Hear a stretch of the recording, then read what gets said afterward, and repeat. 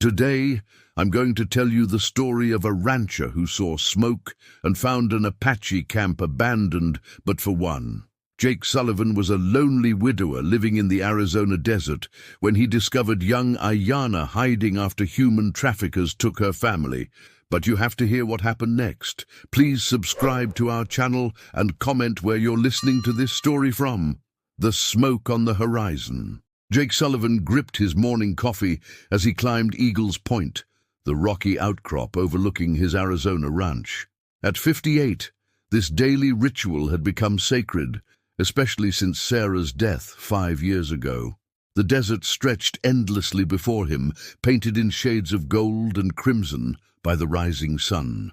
From this vantage point, Jake could see his entire spread: the adobe house, weathered barn, horse corrals, and cattle scattered across the valley like dark specks against the pale earth.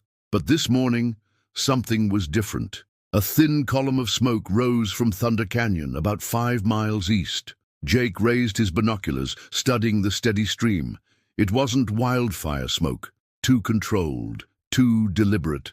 Someone had lit a campfire in one of the most remote spots in the county. "Strange," he muttered, lowering the binoculars. Few people ventured into Thunder Canyon. The trail was treacherous, accessible only to experienced hikers or those with intimate knowledge of the terrain. Jake had heard rumors in town about increased Apache activity. Some tribal members were returning to traditional gathering sites, exercising ancestral rites to harvest medicinal plants. Most locals respected these practices, but tensions occasionally flared. He watched the smoke for several minutes, noting its consistency. Someone was maintaining that fire. The question was who and why they'd chosen such an isolated location. Jake whistled for Thunder, his faithful quarter horse. The animal trotted over from where he'd been grazing on sparse desert grass. "Come on, boy, let's investigate." The ride to Thunder Canyon took over an hour across rough terrain. Jake followed ancient cattle trails and deer paths, navigating boulder fields and dry creek beds. The morning air was still cool, but he could feel the desert's promise of scorching heat to come. As they approached the canyon rim, Jake caught the scent of burning juniper and sage. He dismounted, tying Thunder to a sturdy mesquite tree. The descent into the canyon required careful footing, and Jake preferred to make it on foot. He grabbed his rifle from the saddle, not from hostility, but from decades of desert wisdom. The narrow trail zigzagged down the canyon wall, carved by centuries of flash floods. Jake moved carefully, his boots finding purchase on loose shale. Halfway down, he heard voices, soft, urgent, speaking in what sounded like Apache. When Jake reached the canyon floor, he paused behind a large boulder. What he saw made his breath catch. A small Apache camp lay before him, 3 traditional brush shelters surrounding a central fire pit. Personal belongings were scattered everywhere: blankets, cooking pots, bundles of medicinal herbs. But something was terribly wrong. The camp appeared abandoned, hastily evacuated. The fire still burned, sending up the smoke he'd spotted from his hill, but no one tended it. No one except a small figure huddled near the dying embers. Jake stepped into the open, rifle held low and non-threatening. "Hello? Is anyone here?" The figure startled. A young Apache girl, perhaps 8 years old, with long black hair braided with feathers and beads. Her traditional dress was torn and dirty, tear tracks visible on her dusty cheeks. She clutched a tattered doll to her chest, dark eyes wide with terror. "Easy, little one," Jake said, setting his rifle aside and raising his hands. "I'm not going to hurt you. My name is Jake."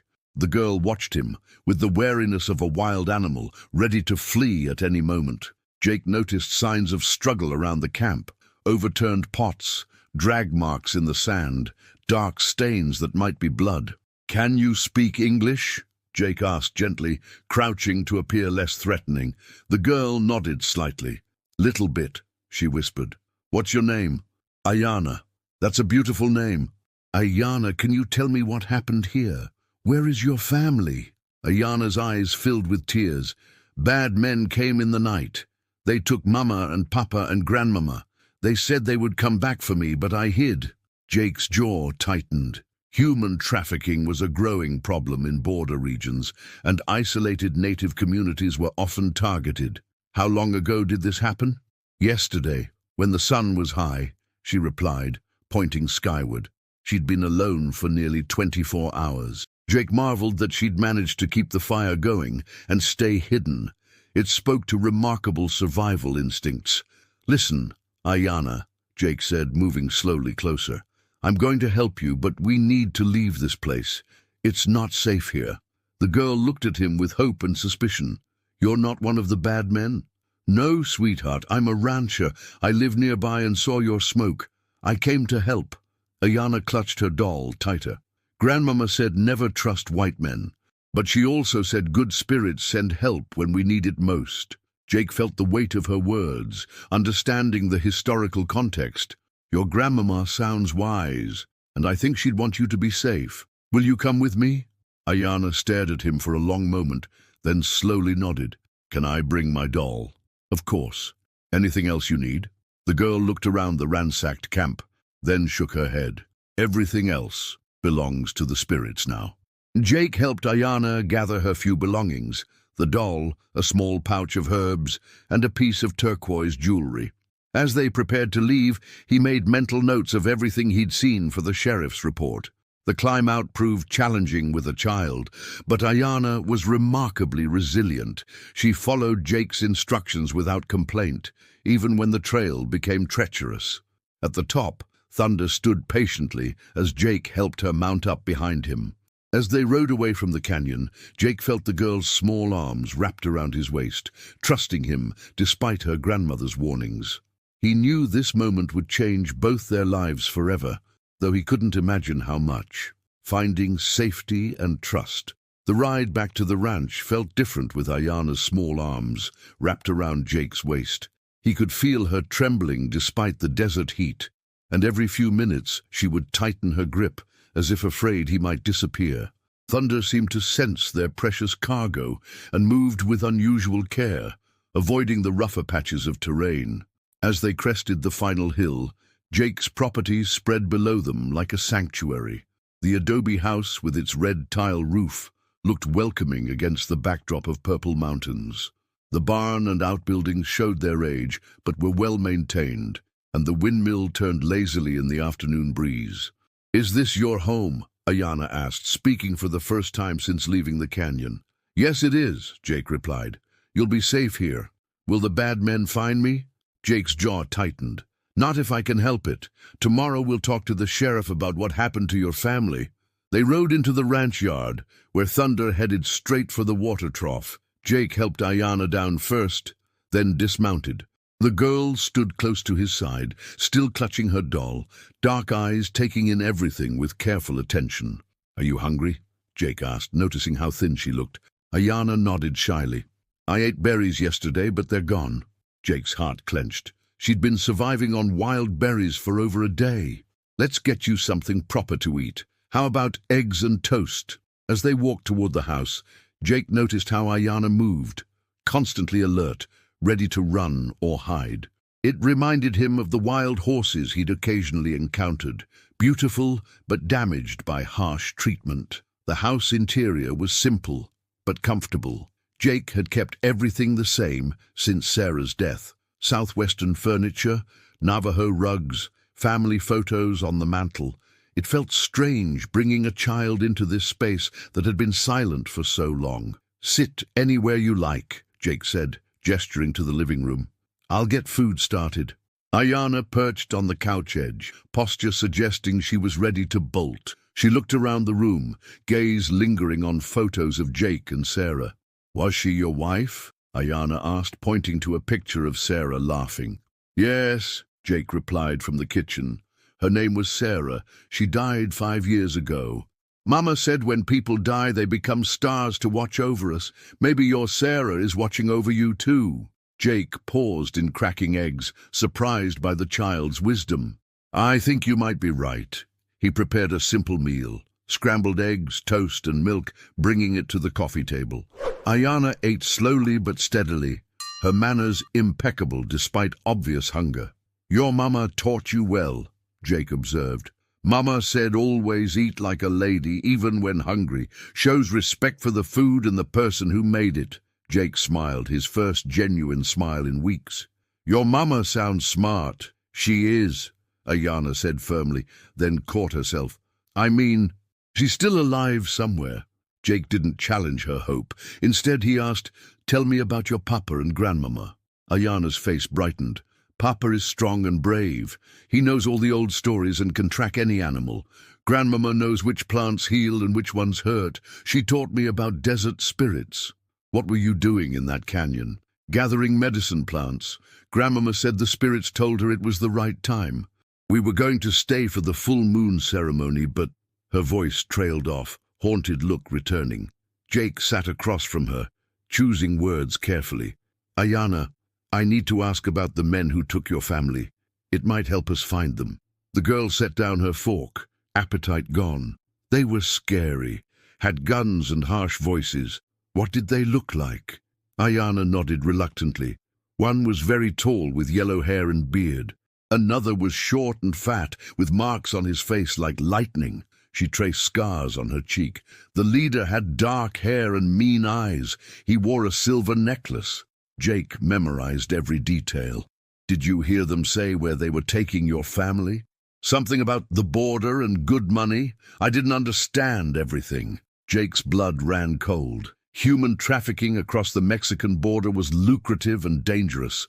If that's what they were dealing with, time was running out. Did they see you hiding?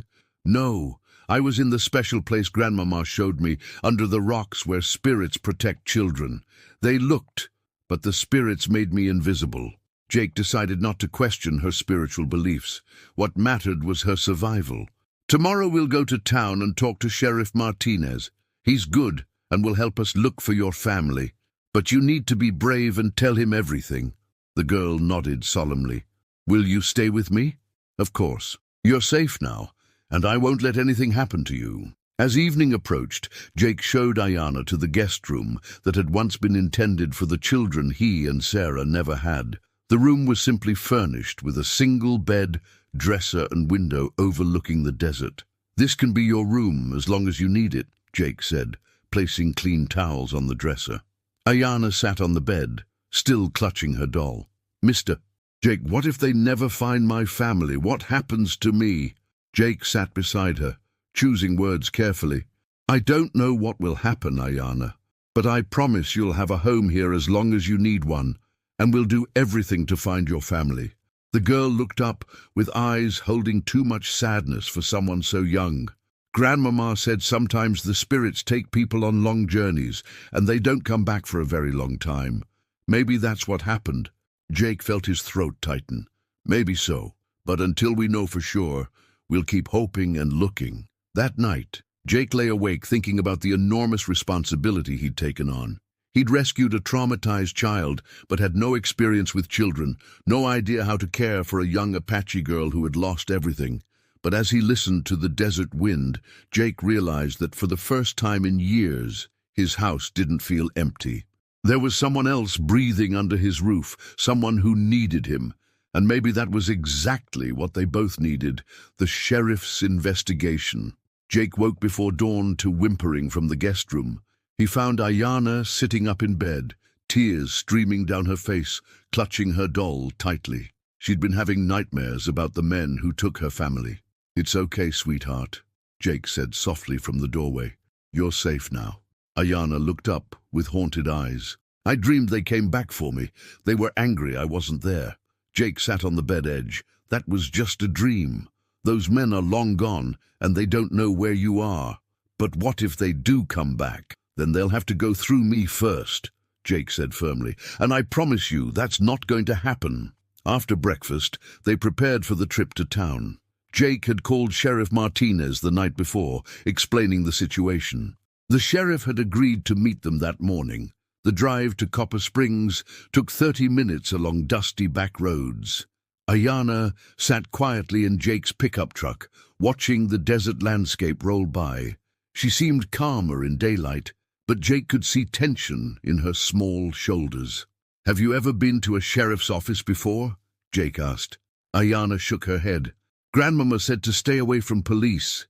She said they don't always help Apache people. Jake understood her grandmother's caution. Sheriff Martinez is different. He's fair and honest. He'll help us find your family. Copper Springs was a small desert town that had grown around a mining operation decades earlier. The sheriff's office sat on Main Street, a modest building with adobe walls. Jake parked in front and walked around to help Aiyana down. Sheriff Carlos Martinez was a stocky man in his 50s with graying hair and kind eyes. He'd been sheriff for 15 years and had earned respect from all communities in the county. When Jake and Aiyana entered his office, Martinez stood up and smiled warmly. "You must be Aiyana," he said, crouching to her level. "I'm Sheriff Martinez. Jake told me you've been through something terrible." Aiyana pressed closer to Jake's side, but nodded. "Yes, sir. I know this is scary, but I need to ask you some questions about what happened to your family. Can you be brave and help me?" Aiyana looked up at Jake, who nodded encouragingly.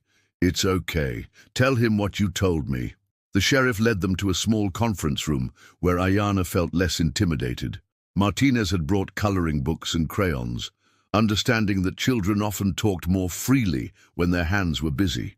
"Start from the beginning," Martinez said gently. "What were you and your family doing in Thunder Canyon?" Aiyana began to color as she spoke. "We were gathering medicine plants. Grandmama said the spirits told her it was the right time. We set up camp 3 days ago. What happened the night the men came? I was sleeping when I heard Mama scream. Papa told me to hide in the special place under the rocks. I crawled in and stayed very still."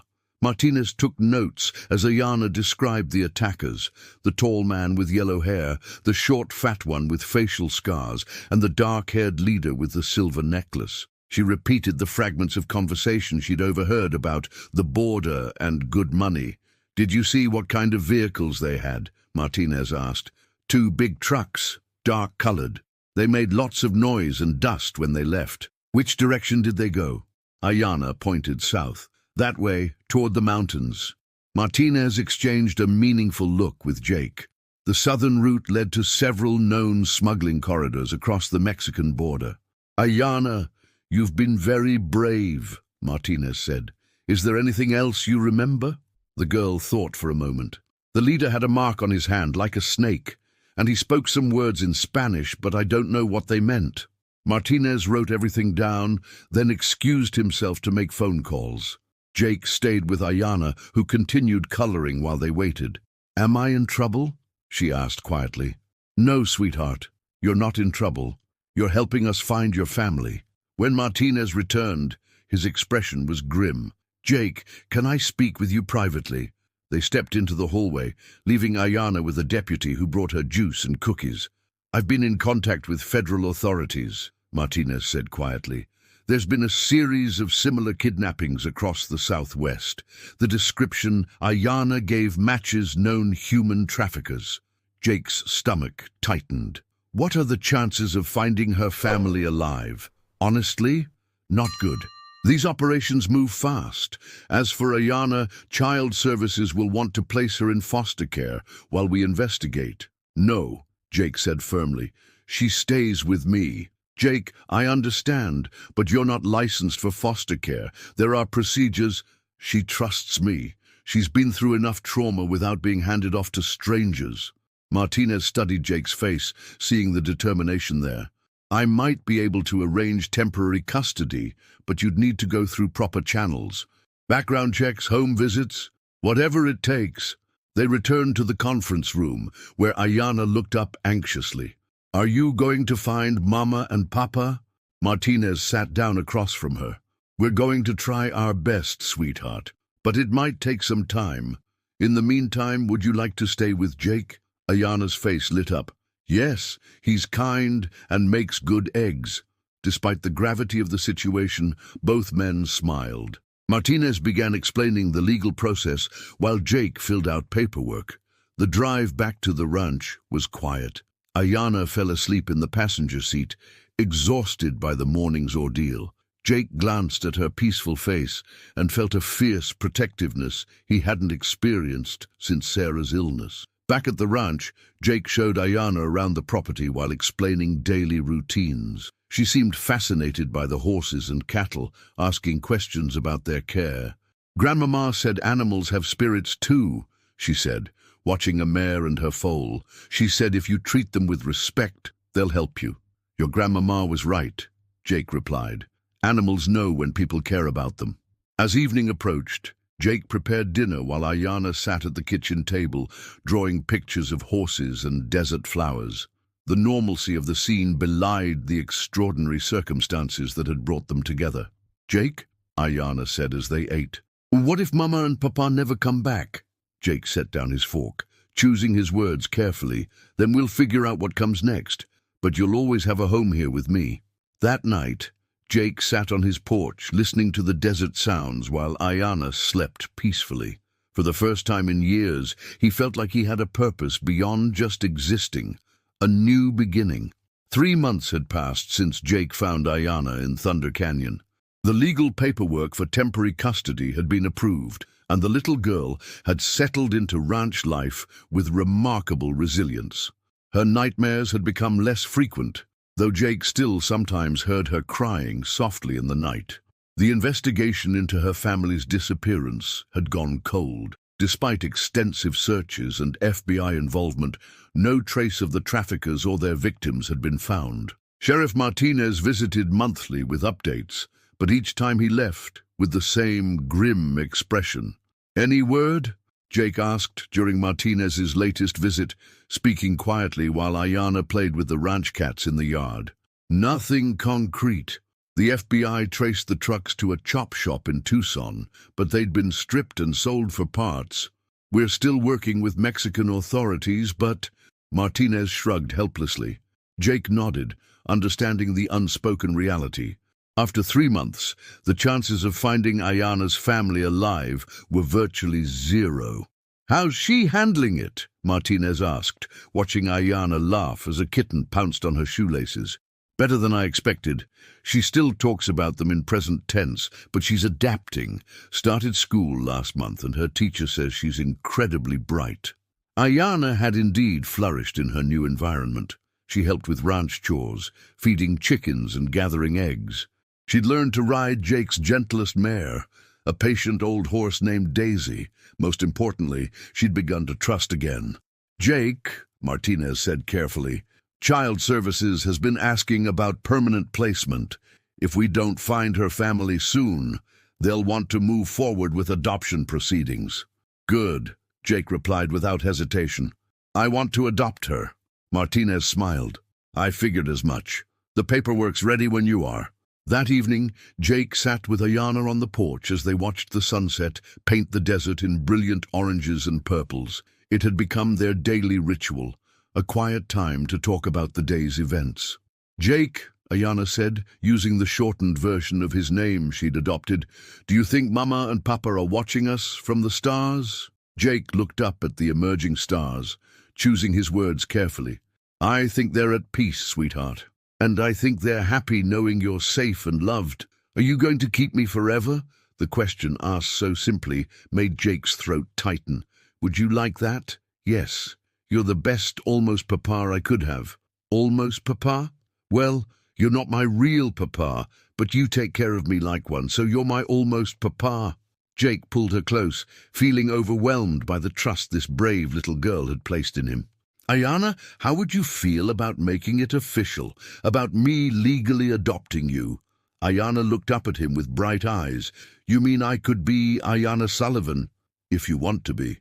But I want to keep my Apache name too. Grandmama said names carry power." "Of course. You'll always be Aiyana, no matter what your last name is." The adoption process took 2 more months.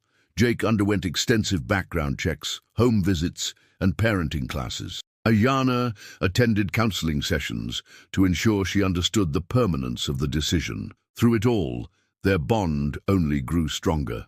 The final hearing was held on a crisp December morning. Judge Patricia Hoffman, a stern woman in her 60s, reviewed the case file thoroughly before addressing them. "This is an unusual situation," she began. "Mr. Sullivan, you've never been a father before. Are you certain you're prepared for this responsibility? Your Honor, I've been preparing for 3 months. Aiyana has taught me more about being a parent than any book could. And Aiyana, do you understand what adoption means? That Mr. Sullivan will be your legal father and you'll be his daughter? Aiyana nodded solemnly. Yes, ma'am. It means we're family, for real. Judge Hoffman smiled for the first time. Then by the power vested in me by the state of Arizona, I hereby grant this adoption. Congratulations, Mr. Sullivan. Congratulations, Aiyana Sullivan. The courtroom erupted in quiet celebration. Sheriff Martinez and his wife were there as witnesses, along with Aiyana's teacher and the social worker who'd supervised the case. But Jake only had eyes for Aiyana, who threw her arms around his neck with tears of joy. I'm really your daughter now, she whispered. You've been my daughter since the day I found you, Jake whispered back. The drive home was filled with chatter about celebration plans. Aiyana wanted to make a special dinner and call everyone they knew. Jake was content to listen to her excitement, marveling at how much his life had changed. That evening, as they sat on the porch watching the stars emerge, Aiyana pointed to a particularly bright constellation. Look, Papa Jake, those 3 stars together. That's Mama, Papa, and Grandmama. They're smiling at us. Jake looked up at the stars, feeling a profound sense of peace. I think you're right, sweetheart. I think they're very happy. Papa Jake? Yes? Thank you for finding me. Thank you for keeping me. Thank you for letting me, Jake replied, pulling his daughter close. Thank you for making me a father. As they sat in comfortable silence, Jake reflected on the journey that had brought them together. He'd climbed Eagle's Point that morning expecting another ordinary day. Instead, he'd found his purpose, his family, his future. The desert wind whispered through the sage, carrying with it the promise of new beginnings. Above them, the stars watched over a rancher and his Apache daughter, 2 lost souls who had found each other in the vastness of the Arizona desert. Aiyana fell asleep against Jake's shoulder, and he carried her inside, tucking her into bed with the same gentle care he'd shown since that first night. As he turned off the light, she mumbled sleepily, "Good night, Papa Jake. I love you." "Good night, my daughter. I love you too."